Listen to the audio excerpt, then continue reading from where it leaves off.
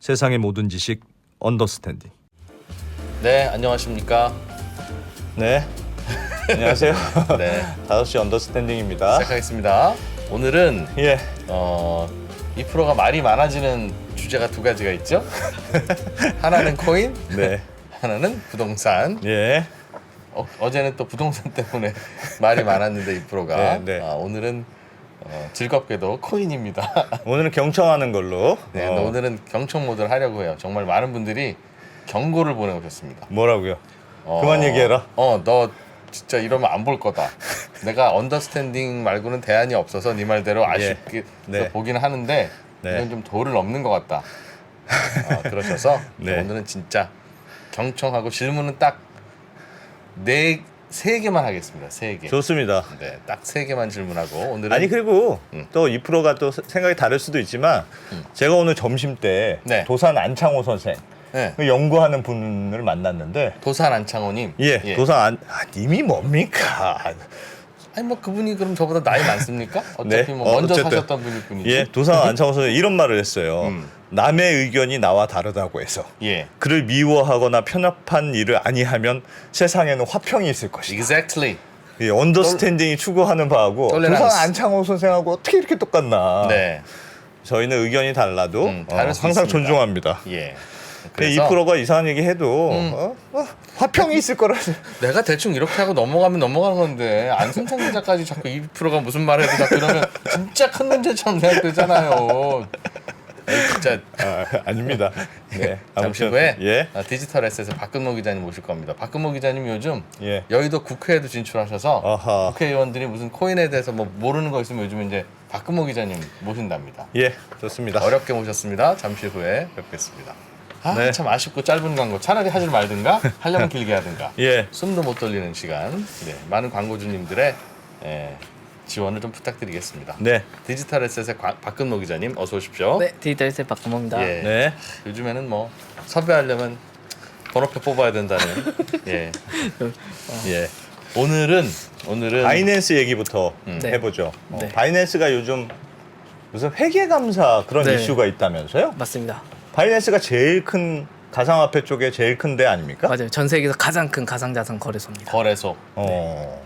제가 그랬죠. 거래소 조심해야 된다고. 거기도 뭔가 문제가 있다? 네. 무슨 일입니까? 이게 사실 FTX 사태 때문에 연결된 나비 효과거든요. 예. 그래서 FTX 때 저희가 항상 얘기 드렸던 게 그러면 여기 FTX에 예치되어 있는 자산 규모가 얼마나 있냐? 그러면 고객 자산은 또 얼마나 있냐? 이거에 대해서 불투명하게 관리되었기 때문에 이런 일이 발생한 거잖아요. 네. 그래서 FTX가 이렇게 터져서 파산이 된 이후에 이제 바이낸스부터 시작을 해서 이제 본인들이 가지고 있는 자산, 본인들의 가상자산 지갑, 그래서 고객 예치금 규모 이런 걸 전부 다 공개를 합니다. 그걸 이제 업계에서는 이제 이게 좀 말이 좀 재밌는데 준비금 증명 이렇게 프로브 오브 리저브라는 용어를 만들어서 준비금을 우리가 증명을 할게 라는 식으로 표현을 하는데 그래서 우리가 갖고 있는 자산을 공개를 하기 시작을 합니다. 자산이라면 바이낸스라는 회사의 자산입니까? 아니면 고객 돈, 고객 코인 맡아놓은 거가 자산입니까? 전부 다 합친 겁니다. 합친 거. 네. 보험회사가 자기 돈도 있고 고객 돈도 있고 그쵸. 그렇듯이 네. 예. 은행이 자기 돈도 있고 고객 돈도 있고 그렇듯이 네네.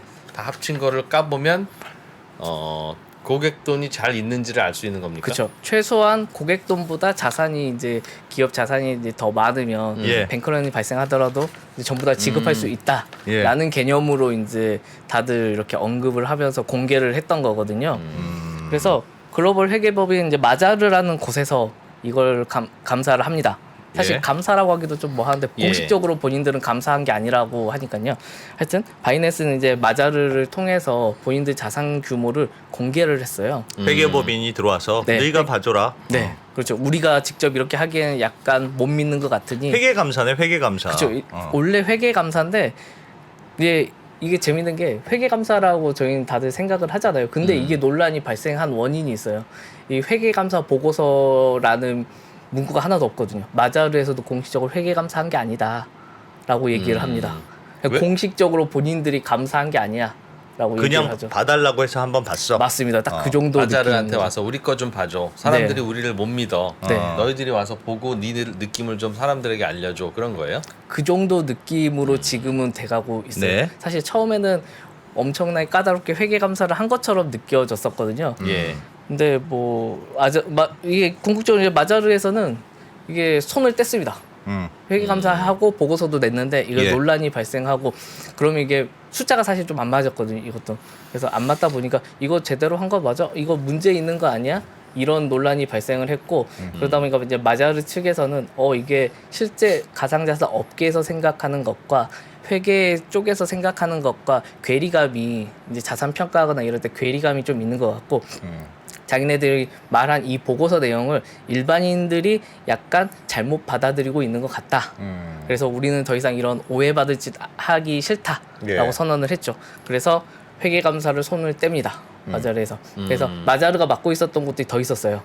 이제 쿠코인이나 호흡이나 몇몇 글로벌에서 5손가락 안에 들어가 있는 거래소들인데 이런 거래소들을 전부 다 이제 가상자산 관련돼서는 우리는 더 이상 보기 어려울 것 같아라고 예. 하고 손을 털었죠. 이제 딱 그런 상황이긴 못하겠다. 합니다. 우리도. 이건 좀 이상하네요. 아니 바이낸스한테 너희들 고객 명단 쭉 줘봐. 고객이 얼마나 예치했는지 너희들 기록 있지? 줘봐. 있어야지 당연히. 그러면 합계 넣어봐. 이거하고 맞나? 어. 코인 갖고 있는 그리고- 거하고 이거 숫자가 맞는지. 그치, 그거만 보면 고객은- 되는 거 아닙니까?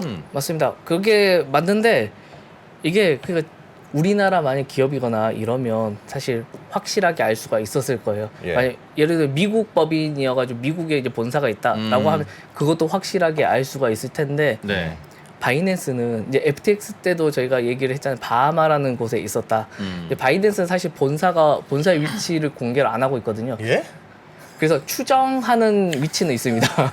그 법인이 있을 거 아닙니까? 법인 위치가 공개를 안 하고 있어요. 근데 그 힌트를 얻을 수 있습니다. 바이낸스가 야, 진짜 대단하다. 몇 달 전에 한국에 진출을 한다고 하면서 이제 예. 상표권을 등록을 했거든요. 예. 상표권 등록할 때 본사 위치를 적게 되어 있잖아요. 예. 그래서 그거 보면 케이먼 제도에 있더라고요. 아, 이제 조세 회피처로 알려진 예. 것이죠. 예. 그래서 거기에 본사가 있기 때문에 사실 이제 우리가 이렇게 정식적으로 하긴 좀 어려운 상태이긴 하죠. 그래서 바이낸스가 얼마나 공개하냐에 따라서 좀 수치가 달라지는 경우가 있습니다. 알겠습니다. 이게 그 말씀하신 대로 특별하게 어떤 금감원이 없는 네. 동네에서 이런 식으로 고객 돈을 받으면 이런 거예요. 예를 들면 우리나라 상조 업체들 고객 돈 받아서 나중에 장례 치를 때 도와드릴게요 한 후에 그 고객 돈 받은 거 막 쓰고 날라버리면 모르잖아요. 네. 그래서 가끔씩 이제 공정거래위원회가 담당이라 가서 야, 고객 리스트 갖고 와봐. 돈 얼마 있는지 보자. 그리고 너희들 갖고 있는 돈 갖고 와봐. 이렇게 맞춘다고요. 예. 근데 돈이 비는 업체는 어떻게 하겠습니까? 음. 고객 리스트 갖고 와봐 할 때 덜 갖고 오면 돼요. 뒤에 한 20페이지씩 빼고 그냥. 저희 고객 이거밖에 없습니다. 그러니까 돈이 바로 맞지 않습니까? 이러니 이거 맞는 거야? 아니면 고객이 어디 더 있는 거야? 라는 걸 알 수 있는 방법이 없어요. 그런데 우리나라 거래소 같은 경우는 그래서 그럴까봐 감독 당국이 좀 더 치밀하게 찾았었죠. 알려주세요. 네. 이게 우리나라 같은 경우에는 이제 기본적으로 제가 이제 몇 차례 얘기 들었던 것 같은데 우리나라에서는 기본적으로 가상자산으로 영업을 하려면 여러 가지 조건들이 있기 때문에 네. 가상자산 사업자라는 라이선스를 취득을 해야지만 영업이 가능한 상태잖아요. 그러다 보니까 그걸 취득하기 위해서 여러 가지 정보를 국가 이제 금융감독원에 제출해서 이게 검사를 승인을 받도록 되어 있습니다. 예. 그래서 주기적으로 그리고 심지어는 우리나라 가상자산 사업자들은 기본적으로 분기별로 이게 기업 자산과 고객 자산을 두 개를 구분해서 보고를 합니다. 그러면 제가 예시를 들었듯이 고객 리스트 자체를 좀 빼서 숨기고 우리 고객이 실제로는 100만 명인데 70만 명밖에 없습니다. 70만 명분의 고객 돈은 여기 있습니다. 이렇게 보여주면 뒤로 빼돌린 30만 명이 있는지 없는지를 어떻게 해? 실제로 우리나라에서는 근데 그게 좀 어려운 게 실명 확인이 된 사람들만 거래를 할 수 있어요. 우리나라는 기본적으로. 실명 어쨌든 확인, 들어가는 돈은 명확하게 네, 체크된다. 네, 실명 확인을 전부 은행을 해야지만, 통해서 들어가니까. 네, 무조건 실명 확인을 해야지만 그럼 이용할 수 있는 그럴 수 있겠네요. 형태로 우리나라 거래소는 다 이루어져가지고 예. 예전에는 사실 2년 전만 해도 안 그런 거래소가 많았거든요. 국내에서도. 그래서 대충 이메일 주소만 있으면 가입해가지고 거래하고 막 이런 경우가 있었는데 그때는 외국인도 많고 이래서 사실 방금 말씀하신 그런 부분들이 꽤 많이 있었을 것 같아요. 근데 얼마 전에 금감원인지 그 코인 거래소들이 고객 리스트 숨겼을까봐 네. 다른 통장으로 돈을 받고 우리는 이 통장은 우리 안 썼어요. 라고 하고 우리는 통장 2개로 고객 돈을 받았습니다. 이 고객 명단이 30만 명이 이게 다예요. 라고 할까봐 혹시 니네 다른 통장으로 또 받은 거 있는 거 아니야? 라고 하면 당연히 아니라고 할 거 아니겠어요? 예. 그래서 전국의 금융회사들한테 전화해서 야 니네 저 통장들 중에 혹시 마치 암호화폐 거래소처럼 계속 어딘가에서 손님들 돈이 들어오는 계좌 있으면 다 나한테 줘봐. 이거 암호화폐 거래소들한테 니네 다 물어보게. 니네 거 아니면 이거 우리 가져가도 되냐? 뭐 이제 이런 식으로. 맞아요. 그때 한번 대대적으로 그래서 이제 1금융사부터 해서 증권사 계좌까지 전부 다 연계된 거 전부 다 확인해서 가상자산 거래와 관련된 계좌는 전부 다 수집을 해서 보고하도록 이렇게 예. 한 적이 있었죠. 근데 이게 주기적으로 당연히 이게 진행을 해야 되는 경우고 우리나라 거래소는 특히 실명 확인된 거래소 이제 5개 거래소는 그런 부분에 굉장히 까다롭게 절차가 돼. 이게 까다로울 수밖에 없는 게 거기는 은행이랑 또 연계가 되어 있잖아요. 그 은행이 굉장히 까다롭게 요청을 합니다. 안 하면 자기네들이 징계를 받기 때문에. 그래서 굉장히 까다롭게 이루어져가지고 우리나라에서는 사실 그런 경우가 좀 드물고 이게 바이낸스 같은 경우에는 문제가 생겼던 게 마자르가 이렇게 보고서를 발표했잖아요. 했더니 사실 자산이 부채보다 더 많았어요. 그래서 아무 문제 없다라는 네. 걸로 됐거든요. 102% 정도, 101% 예. 자산이 더 1% 더 많은 상황이어가지고 우리는 이제 최악의 상황이 돼도 고객들한테 다 줄 돈 있다라고 됐었거든요. 예. 그래서 바이낸스는 믿을만 하구나라고 다들 생각을 했는데 그 보고서 내용을 찬찬히 들여다보니까 비트코인 항목이 있었는데 예. 그 비트코인 항목에 보니까 고객 자산이 바이낸스가 갖고 있는 것보다 더 많습니다. 바이낸스가 한 3% 정도 부족해요. 고객 자산보다. 그러니까 만약에 예를 들면 이런 거죠. 고객이 비트코인을 갖고 있는 고객들이 내 비트코인 내 줘. 비트코인 내놔 줘. 가져가. 그러면 거래소가 줄 수 없는 상황이 될 수도 있다는 거. 고객이 맡긴 비트코인 잠깐 빼서 썼다는 뜻이네요. 뭐 이게 여러 가지 이유가 있는데 고객들이 맡긴 비트코인 중에서는 사실 우리가 랩핑한다고 얘기를 업계에서는 다른 하는데 걸로 바꿨다. 네, 다른 걸로 포장을 해서 바꾸는 방식이 있어요. 다른 예. 코인을 활용하기 위해서. 예. 그래서 그런 건 예치돼서 하나에 묶여 있는 경우가 있거든요. 혹은 다른 자산으로 바뀌는 경우가 있고. 근데 그런 걸 고려를 안 했다라고 바이낸스는 얘기를 하고 있습니다. 근데 그건 그렇게 마음대로 해도 됩니까? 이게 마음대로 한 게 고객이 그 비트코인을 갖고 있었는데 비트코인을 맡겨놓고 그걸 랩핑해서 이더리움 기반에서 비트코인을 쓰고 싶어 라고 하면 이더리움 기반에서 비트코인을 만들 수가 있거든요. 예. 그러면 내 비트코인은 넣고 이더리움으로 찾고 이런 식으로 움직이는데 그러다 보니까 빈틈이 약간 생길 수는 있거든요. 예. 오차가 생길 수도 있는데 근데 그 오차가 생각보다 커요. 제가 그래서 숫자를 계산을 해봤습니다. 예. 해봤더니 비트코인 자산이 58만 2,486개를 바이낸스가 갖고 있어요. 예. 근데 고객 자산은 59만 7,692개였습니다. 그래서 차이가 만 개가 부족하네요. 15,000개가 비거든요. 15,000개면 사실 2억 4천억 달러 정도. 3천억 되는 돈인데. 네, 그 정도 와. 되는. 그래서 생각보다 규모가 크다 보니까 이걸로 논란이 좀 됐었죠. 아니 이게 지금 미국 검찰의 바이낸스가 자금 세탁 혐의로 기소가 됐다면서요. 그러니까 지금 의혹이 해소가 안 된 거죠. 사실 이 의혹 자체는 굉장히 오래된 떡밥이었습니다. 사실 예. 이게 2018년도에 미국 검찰이 조사하기 시작을 했어요. 그때부터 예. 천천히 바이낸스 문제 있는 것 같고 사실 본사가 어딘지도 모르겠고 너희들 어떻게 하는지 우리한테 이게 라이선스 받지도 않고 영업을 하니까 문제가 있을 것 같아라고 야. 했는데 그때 당시에 바이낸스 US라고 이제 제가 전에도 얘기 들었는데 뉴욕주에는 비트 라이선스라고 등록을 하는 절차가 있다고 했잖아요. 예. 바이낸스도 법인을 하나 내긴 합니다. 바이낸스 US라는 형태로. 예. 그래서 그게 있으니까 우리는 괜찮아라고 얘기를 바이낸스에선 했었거든요. 네. 그러다 보니까 그 사건이 약간 지지부진한 모습이 있었어요. 그게 지금까지 이어지다가 FTX가 이렇게 터지니까 터지고 나서 다시 조사가 좀 더 강도 깊게 들어간 거죠. 너희도 괜찮은지 보자. 다시 한번 찬찬히 한번 뜯어보자. 너희들 아무래도 저희가 해킹 사건이나 제가 이렇게 다루다 보면 이게 여러 해킹된 자금들이 여러 굴레를 돌아가다가 결국은 바이낸스 지갑으로 들어갑니다. 사실상 범죄 자금이죠. 그러니까 거래 현금으로 찾거나 네. 비트코인을 찾아야 되니까 그쵸. 범인들은. 범인들이 그걸 하려고 바이낸스 이용하는 경우가 종종 있다 보니까 그 부분에 대해서 사실 오래전부터 문제 제기가 있긴 했었거든요. 그래서 그런 부분을 이번에 한번 다시 들여다보겠다라고 얘기를 나오는데 이 결과는 사실 쉽게 나올 것 같진 않아요. 이 문제가 쉬운 문제는 아니다 보니까 뭐 좀 그냥 더- 해먹은 거지 뭘 또 고려해야 될 게 뭐가 있어요? 이게 저희 이제 사실 지금 얘기랑 약간 딴 얘기 같은데 예. 코인을 추적하다 보면 범죄 자금 코인이 있잖아요. 그 범죄 예. 자금 코인이 이렇게 흘러 들어와서 거래소에 들어왔어. 근데 중간에 굉장히 많이 복잡하게 움직이는 경우가 있잖아요. 예. 그럴 경우에 그러면 결국 이 거래소에 들어온 게 범죄 자금이었던 비트코인인가? 아닐 수가 있거든요. 그게 무슨 말이에요?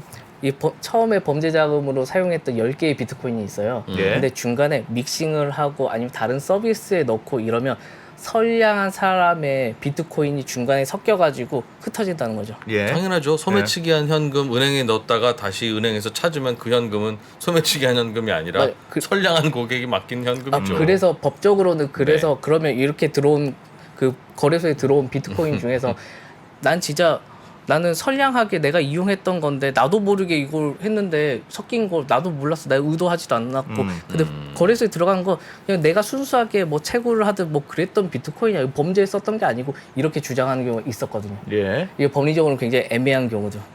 그게 이건- 자금 세탁이라고 하는 거 아닙니까? 자금 맞아요. 세탁. 자금 세탁. 그래서 이 부분이 굉장히 쟁점으로 법리적인 논쟁이 굉장히 심하긴 해요. 이 중간에 워낙 섞이는 경우가 많아서. 근데 당연히 시장에는 사람이 많이 오고 백화점에는 범죄자도 들어올 수 있듯이 거래소에는 당연히 나쁜 돈도 들어오고 좋은 돈도 들어오겠죠. 그쵸.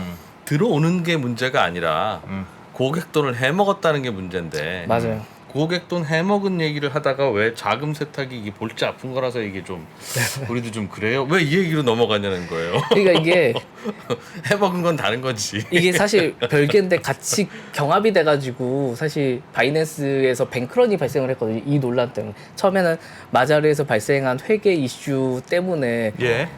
이거 문제 있는 거 아니야? 라고 했는데 갑자기 그 타이밍에 똑같은 타이밍에서 하루 차이였는데 그 타이밍에 미국 검찰이 자금 세탁으로 조사하는데 그게 갑자기 겹칩니다. 14일 날. 물 타는 거네. 그건 두 개가- 그건 그거고 이건 두 이거죠. 개가 한꺼번에 하면서 뱅크런이 네. 발생하기 시작을 해요. 예. 바이낸스에서. 바이낸스 하루에 10억 달러씩 막 빠져나가거든요.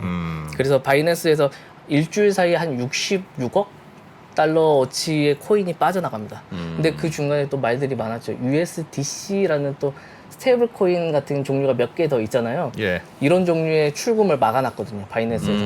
예, 사람들이 또 의심하는 거죠. 출금을 못 해줄 정도면 코인 없었던 거 아니야? 바이낸스가 이거 우리한테 줄 돈 전부 다 안 갖고 있었던 거 아니야? 라는 또 의심도 또 커졌던 거죠.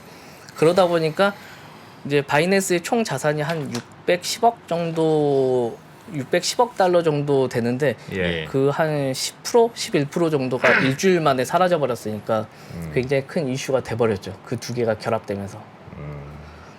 바이낸스도 못 믿으면 뭐 거기가 세계 1위 거래소라면서요. 네. 여기도 이상하면 어디를 믿어야 됩니까? 사실 이게 약간 재밌는데 우리나라 거래소가 가장 안전합니다. 그런 점에 있어서는 우리가 가장 문제가 많다고 얘기는 하는데 그런 예. 측면에서는 예. 그러니까 다른 나라는 아직 규제를 그 엉망이네. 정도까지 규제를 그 정도까지 하지 않아요. 미국에서 가장 안전한 거래소가 사실 코인베이스라는 거래소하고 FTX가 꼽혔거든요. 예. 그 두 곳이 지금 다 문제잖아요. 지금. 이 코인베이스는 아직 괜찮습니다. 코인베이스는 아. 상장사고 이제 굉장히 규제를 만족해서 이렇게 진행을 하는 데고 FTX도 상장을 하려고 준비도 했고 규제 친화적인 로비도 굉장히 많이 했던 자기네들 규제를 이건 지지한다. 규제해야지만 가상자산 산업이 산다라고 주장할 정도였는데 이 거래소 하나가 날아가는 셈이고 우리나라는 상대적으로 특근법이나 여러 가지 법안들이 보조적인 법안들이 계속 나오고 하면서 이게 그런 측면에서는 그러니까 FTX와 비슷한 사례는 국내에서는 일어나기 쉽진 않아요. 가상자산 사업자에 등록되어 있는 곳이라면 이제 물론 문제가 이건데 가상자산 사업자에 등록되지 않은 거래소들이 예. 꽤 많습니다. 그 부분은 잘 확인을 하셔야 돼요. 알겠습니다. 어렵네요. 어려워. 야, 여기 진짜 크립토 윈터라는 단어가 막 요즘 쓰이더라고. 아, 그쵸. 크립토 시장에는 매우 추운 겨울이 왔다. 아니 사람들이 그 자산 가치에 대한 회의와 의심을 통해서 윈터가 온 거면 괜찮은데 네. 이건 범죄잖아요. 왜 범죄를 윈터라고 합니까? 크라임. 크라임입니다. 크라임. 그건 그냥 경찰 출동해야 되는 거예요. 봄, 여름, 가을, 겨울이 아니라 이게 여름에도 크라임 있으면 출동해야 되는 거고. 저희가 이제 크립토 겨울이라고 말하는 건 진짜 사실 코인- 가격이 코인은- 폭락해서 침체기를 얘기를 하는 거긴 한데 안창호 지금 선생의 아무래도 이제 시기가 겹치다 보니까 예. 이 침체기에 사실 이런 사건들이 나올 수밖에 없잖아요. 근데 내부에서는 사실 그런 말을 많이 합니다. 이런 침체기에 한번 정리될 곳들은 정리돼야 된다. 지금까지 문제가 있었던 거 분명 알았고, 근데 드러나지 않았던 거고, 이 가격이 폭락했을 때 문제가 이제 드러난 거기 때문에 이런 부분은 반드시 정리가 한번 되고 넘어가야 될 부분이긴 해요. 이거를 정리하고 감독해야 할 주체는 어디입니까? 미국은.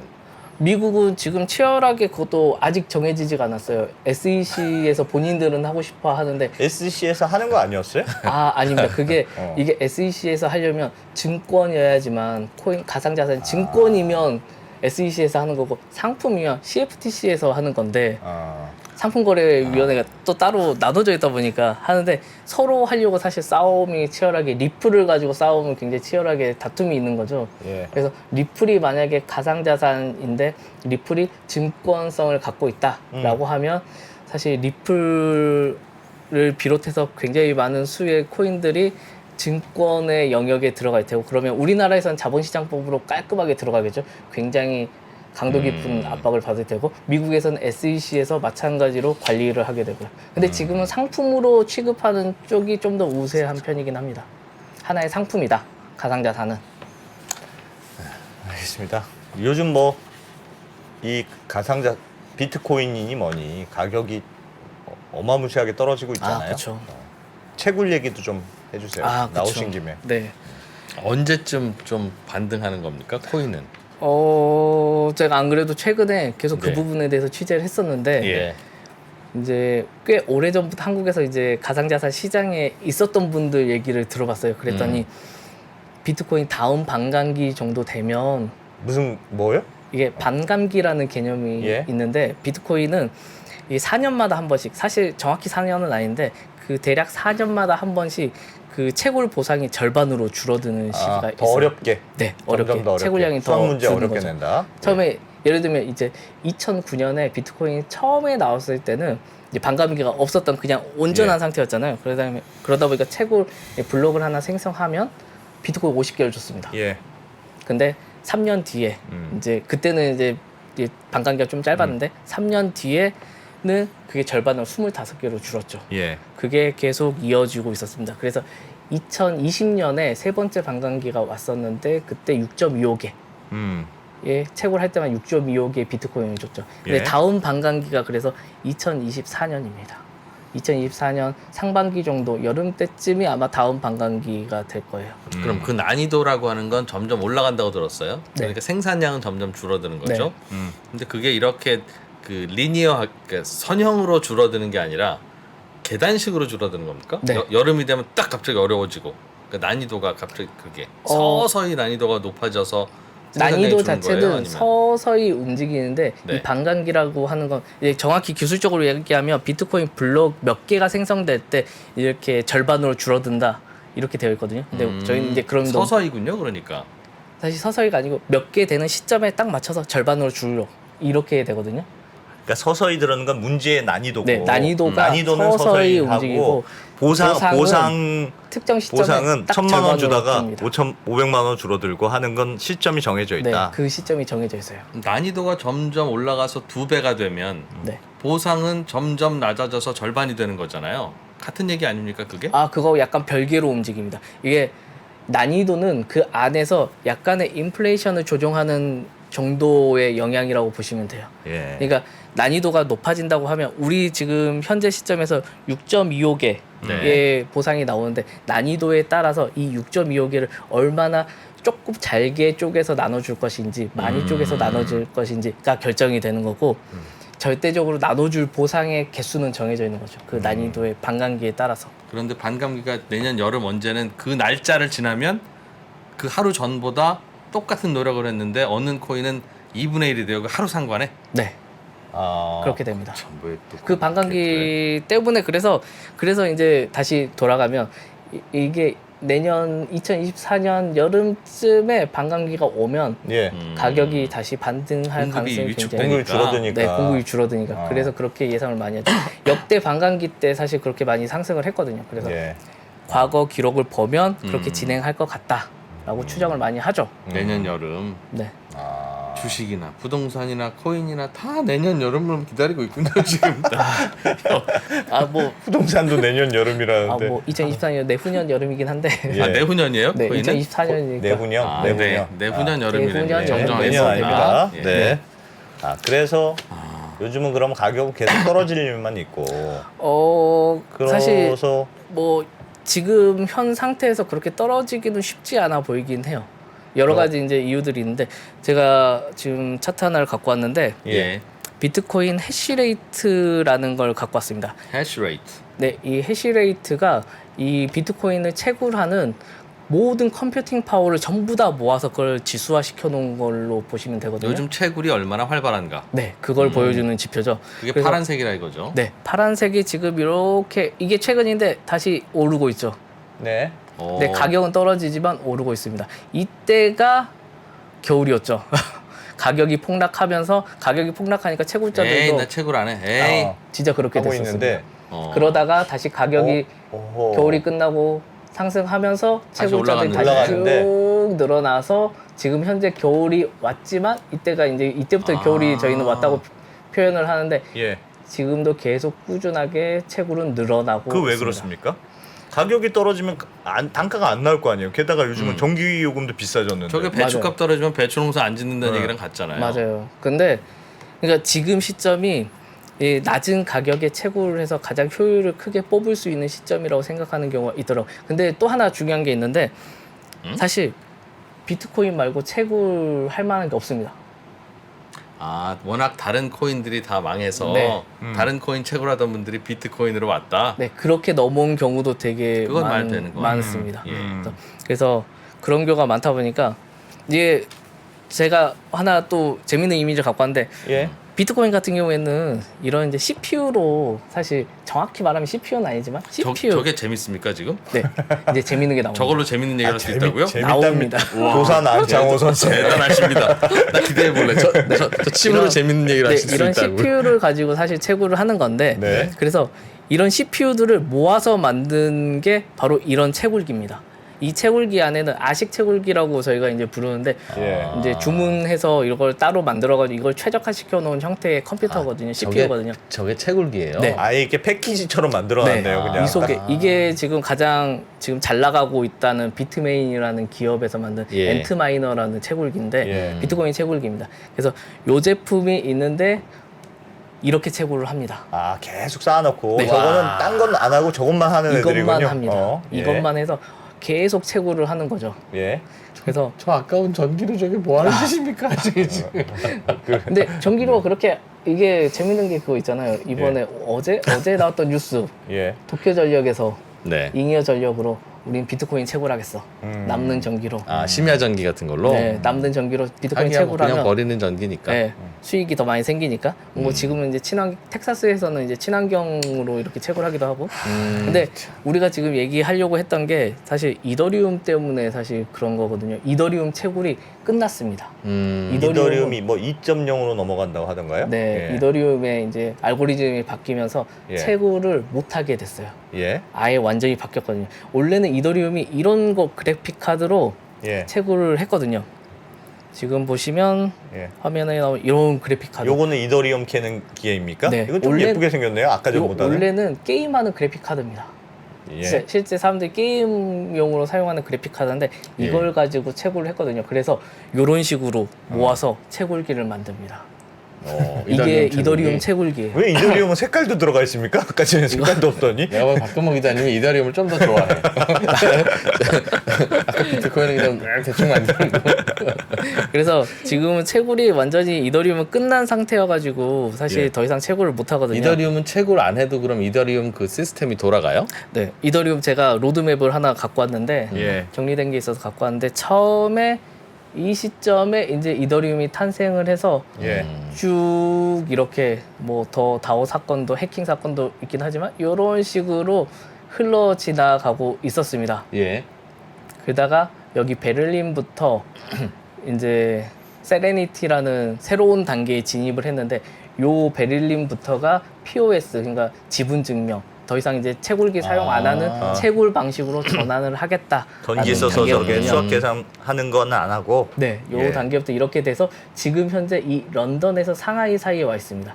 이 사이에 진행이 됐던 게 머지라는 업그레이드가 있었는데 예. 이제 말 그대로 합병한다는 거잖아요. 예. 그래서 이 머지 단계에서 기존에 있었던 그 POW라고 하는 작업 증명 방식과 POS의 비콘 체인이라는 게 있었거든요. 예. 이제 그건 이제 지분 증명으로 채굴하는 그 두 개를 하나로 합치는 작업이 끝났습니다. 그러면 그 전에는 네. 양대 산맥이 비트코인하고 이더리움이었으니까 네. 비트코인 이더리움을 열심히 저 아까 전에 기계 같은 거 돌려서 열심히 캐고 있었는데 네. 이더리움은 이제 끝나니까 그 캐던 수요가 전부 다 비트코인으로 요즘은 갔다. 네. 그 말이네요. 사실 정확히는 사실 그건 좀 다릅니다. 이게 그냥 그거라고 해주시면 안 되겠습니까? 근데- 안승찬 기자 오랜만에 맞습니다 이 얘기 좀 듣고 싶은 것 같은데 많이 아닙니까? 사실 많이 많이 아닌 건 아닌 것 많이 같은데. 아니긴 한데 이게 왜 그러냐면 많이 아니래. 채굴기의 들어봅시다. 채굴기의 종류가 완전 다르거든요. 예. 그래서 이더리움 채굴기 제가 좀 전에 보여드렸던 그 그래픽 그 카드 두 개가 완전 그거는 다릅니까? 아니다. 방식이 호환이 안 완전, 된다. 네, 방식이 아. 완전 달라서 예. 이게 뭐 할 수는 있는데 효율이 안 나와서 할 필요가 없은 상황이거든요. 예. 그래서 사실 그런 건 아니고 대신 그건 있죠.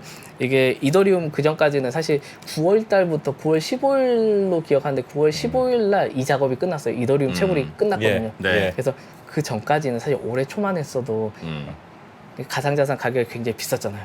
예. 모든 가격들이 전부 다 폭등했던 시기였잖아요. 예. 그러다 보니까 그래픽 카드 제가 보여드렸던 이 그래픽 카드 뭐 엔비디아 거 3080이라는 제품인데 가장 고성능 그래픽 카드였는데 요게 100만 원에서 200만 원 사이거든요. 예. 그래픽 카드 하나에.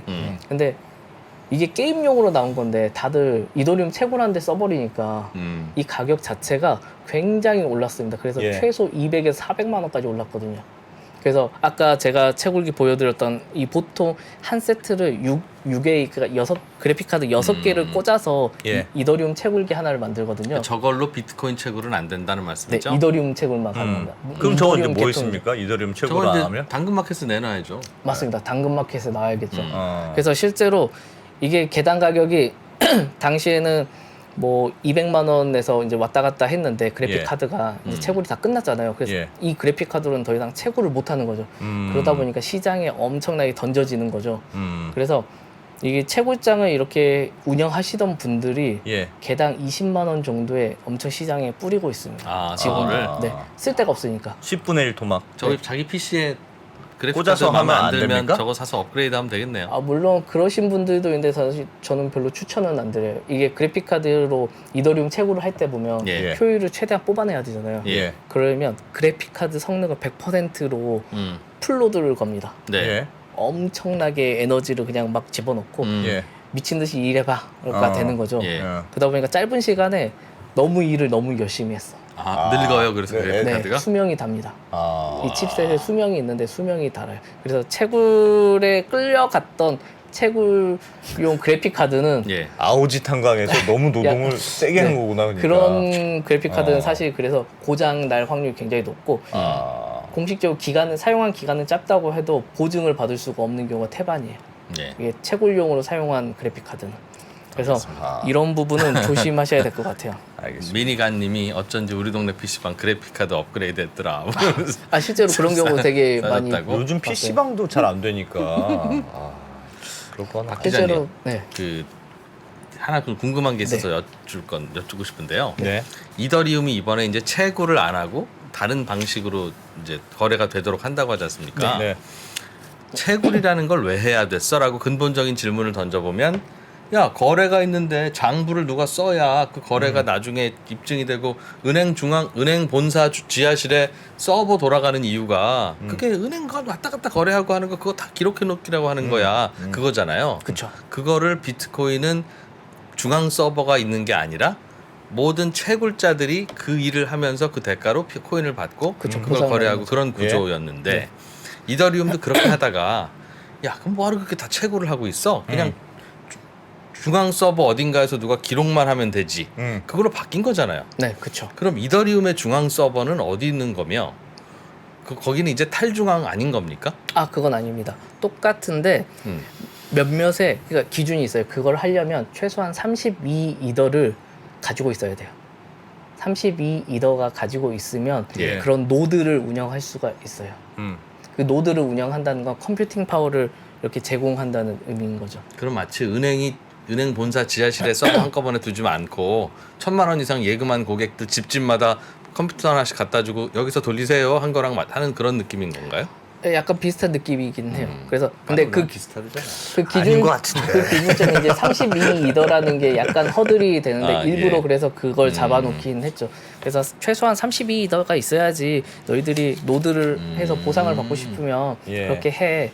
근데 뭐 그 정도 만족할 수 있으면 하는 거고 못하면 뭐 못하는 거지. 아, 물론 하는 방법도 있긴 합니다. 그거 말씀하시니까 갑자기 궁금해요. 저거는 지분 증명은 그러면 전기가 많이 안 듭니까? 내가 그 질문 하려고 그랬어요. 네, 상대적으로 안 들죠. 이게 노드의 숫자도 적고 이 방식 자체도 사실 기존에 이제 작업 증명이라고 하면 컴퓨팅 네. 파워를 써가지고 경쟁을 하는 거잖아요. 숫자 예. 빨리 해답을 내기 위한 경쟁을 이렇게 예. 열심히 하잖아요.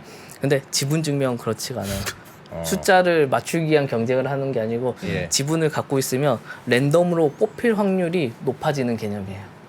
아. 그래서 컴퓨팅 손을 파워로 빨리 드는 사람이 네. 내가 많이 가지고 있고 손을 빨리 드는 맞아요. 사람이 먹는다. 네, 그런 개념으로 들어가요. 그럼 손을 빨리 들려면 저야 이렇게 컴퓨터로 계속 하고 있어야 되는 거 아닙니까? 아닙니다. 이더를 많이 갖고 있습니다. 이더를 많이 이더를 갖고 그냥 있어요. 많이 갖고 있으면 됩니까? 많이 갖고 있으면 있을수록 확률이 높아지는 거죠. 물론 그게 완벽하게 확률에 따라서 움직이는 건 아닌데 적다고 해도 그래서 일부 보상을 받아가긴 하죠. 예. 랜덤 요소가 들어가 있다 보니까. 랜덤 요소는 들어가 있고. 네. 그래서 그런 식으로 돌아가는 구조이다. 겁니다. 알겠습니다. 네. 그거 뭐 이게 이더리움 예치 물량을 살짝 제가 갖고 왔는데 예. 예. 이게 예치하시는 분들이 생각보다 많아요. 이게 2021년부터 이제 POS라는 게 지분 테스트, 증명으로 네, 나 이더 이렇게 많이 갖고 있어. 나 여기- 우리 집에도 서버 하나 놔주쇼. 네 하는 여기에 느낌으로. 그래서 여기에 예치하고 음. 이자 보상을 받을 수가 있는 개념이거든요. 그래서 지금 처음에는 사실 이자 보상이 굉장히 높았어요. 10%대 정도 됐는데 지금은 예치자가 굉장히 많아졌잖아요. 사실 예치자가 많아진 이유는 저희 다들 알죠. 코인 가격이 너무 떨어졌어. 이 코인 가격 떨어진 거 어떻게 할 거야? 여기에도 넣어놓으면 이자라도 생기니까. 팔 수도 없고. 네. 어. 그래서 넣어두신 분들이 사실 많은 건데, 그래서 예치하시는 분들이 굉장히 많아졌습니다. 그래서 현재 이자율이 연이자로 4.8%에 5% 정도 왔다 갔다 해요. 예. 그래서 그 정도 이자를 받기 위해서 넣어두는 건데, 여기서 가장 이제 중요한 거, 이제 이더리움 2.0 예치하는 건 사실 지금 현재도 거래소 통해서 예치도 가능하고 예. 혹은 뭐 디파이 서비스, 리도 파이낸스나 이런 걸 통해서도 예치가 가능하거든요. 근데 예치는 가능한데 찾을 수가 없어요. 지금 단계에서는 지금 이더리움이 업그레이드 돼가고 있잖아요. 로드맥사 이렇게 가고 있는데 출금하는 예치한 걸 출금할 수 있는 기능은 아직 업데이트가 안 됐어요. 추가가 안 된 상태예요. 그럼 어떻게 합니까? 그래서 지금 그 단계에 가려면 제가 여기에 보여드렸던 네. 로드맵 중에서 예. 이 상하이까지 가야 됩니다. 저게 언제 가는 건데요? 저게 내년 3월에 예정되어 있어요. 내년 3월이 되면 네. 상하이 업데이트가 되고 예. 그때 출금할 수 있는 기능이 들어갈 거예요. 아. 근데 물론 내년 3월에 딱 이게 상하이 업데이트가 될 거야 라고 얘기는 사실 못 하거든요. 워낙 이 변수가 많아서. 근데 이때가 되면 출금할 수 있는 기능이 생기고, 그래서 말 나오는 게 이때 가격이 한번 내려갈 가능성이 높다. 이더리움 가격이. 묶여진 서로 출금하려고 할 테니. 네, 묶여진 이더리움을 찾아서 시장에 던질 확률이 좀 있기 때문에 그래서 내년 3월이 이더리움에서는 한 번에 또 이벤트가 발생할 수 있는 시점으로 다들 여기고 있죠. 알겠습니다. 그런 것이다. 알겠습니다. 네. 예. 참 코인 세상은 코인 세상은 참 네. 코인을 요지경이네. 소 닭 보듯이 하는 분들을 위한 특별한 눈높이 맞춤 방송 였습니다. 저희가 잘 못 알아듣기도 한데요. 예. 그래도 저희는 박근모 기자님 말고 대안이 없습니다. 그나마 인내심 강하게 설명해 주시는 분이세요. 맞아요. 화 안 내시고. 많은 분들이 코인에 대해서 이해하려고 네. 좀 코인 물어보- 많이 아시는 분들한테 물어보자. 이야기하면 막 화내요. 요거 하나 물어봤는데 설명 이렇게 해주고 질문도 안 받고 화내고 그래서 저희도 마음 상하고 그런데 박근모 기자님은 그래도 본인이 속상해서 돌아가시는 표정은 읽히는데 네. 그래도 또 해주시고 참 아, 당연히. 고맙습니다. 고맙습니다. 아, 네. 당연히 이런 건 계속 알려야 되고 이게 네. 쉽게 설명을 저도 최대한 하려고 노력은 하는데 네. 그게 쉽진 않더라고요. 그래서 감사합니다. 이걸 최대한 많은 분들이 알아야지만 예. 이제 이 생태계도 저변이 넓혀지다 내가 보기에 보니까 박근모 기자는 노력해 인성이 보겠습니다. 좋은 것 같아요. 인성이 좋아요. 인성이 좋아. 인성이 인성이 좋아. 좋아. 인성이 웬만하면 좋아. 화 안 내시고. 네.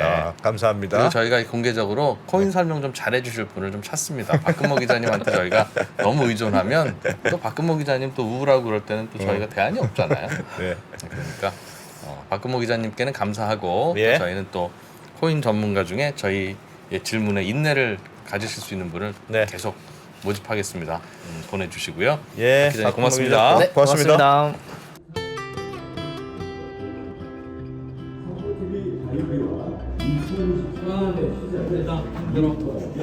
아 나이 드니까 스튜디오랑 사무실 왔다 갔다 하는 것도 힘드네요. 아 누가 나 좀 업고 다니면 좋겠다. 아 옛날에는 직원 숫자 적어서 그나마 편했는데 야 이건 언제 하나하나 다 하고 있어. 2% 왜 그래요? 아 하루 종일 이메일 보느라고 시간 다 가고 이거. 아 내가 얼마나 비싼 사람인 줄 알아? 아니 아직도 아마라스테는 안 깔았어요. 그렇게 디지털 전환이 늦어가지고 어떡하려고 그럽니까? 누가 한 방에 싹 다 된다 그러던데. 아마란스텐?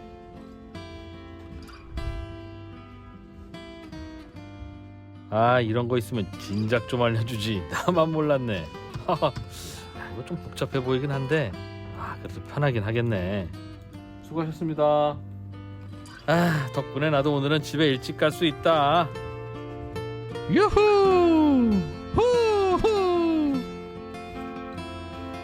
아 맞다. 이따 또 방송 있지. 아 방송은 좀 쉽게 할 수 있는 거 없냐? 아